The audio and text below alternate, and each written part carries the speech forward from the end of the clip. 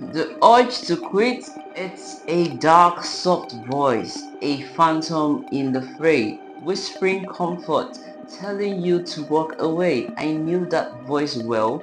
It was a constant, cruel compassion, a master of retreat, a handbringer of abandonment. I would start projects on fire, a passion bright and loud, then shrink back, defeated, swallowed by the doubt-filled crowd. I thought never quit was some innate heroic trait until I learned it's a skill, a mindset you create.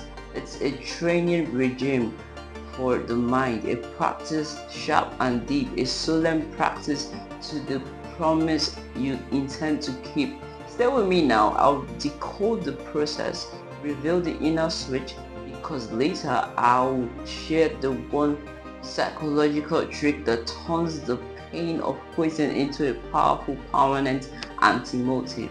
But first, if you're ready to forge a mind that simply cannot break, hit that subscribe button for your own resilience sake. The first lesson I drilled into my head hard and plain was that the desire to quit is simply a request to stop the pain. It's not a final verdict. It's just the brain fatigue. So I met that voice with a simple, solid critique. I built the two more rules. When the mind screams, stop, I'm done, I tell it just two more reps, two more paragraphs until the next small sun. 2 more minutes of practice, 2 more lines of code. I told my brain that its boundaries were just a temporary load. It's a microdose of discipline, a controlled small push, proving the fatigue is a lie, a mental fleeting rush. If you ever let this feeling of enough become your final wall, give this video a like to commit to standing tall. The second tool I forged was a weapon against the perfect ideal, the toxic myth that makes all true progress feel unreal. I stopped viewing setback as failures, a total crushing fall, and started seeing them as data, a prompt to recall. If you miss a day, if the routine snapped and broke, I banned the shaming, the judgment, the heavy blaming cloak.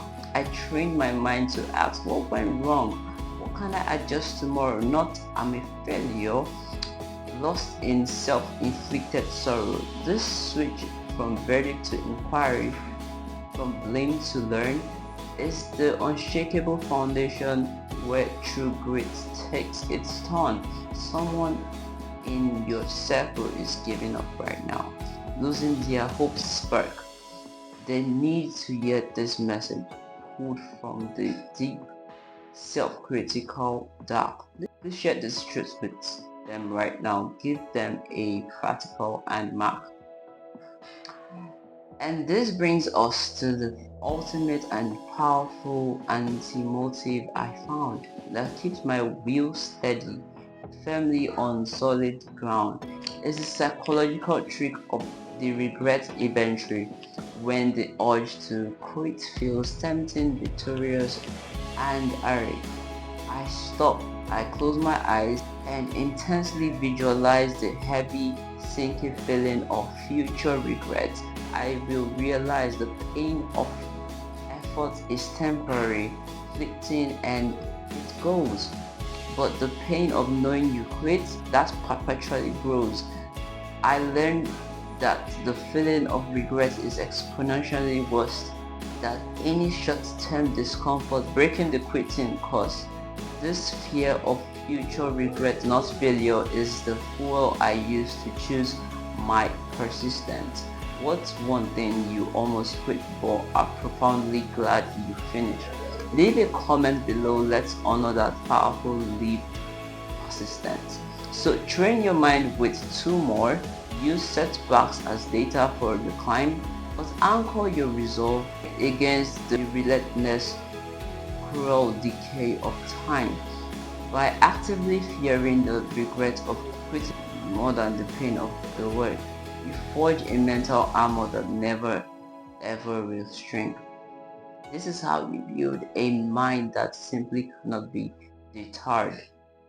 Unstoppable, unbending, a permanent spoken word. So make sure you catch my next video on how to use negative visualization for positive gain. Make sure you turn on that post notification. Let's conquer the mental terrain. And for these physical tools and systems to support your non-quitting will, watch the end screen now where I've linked my favorite resilience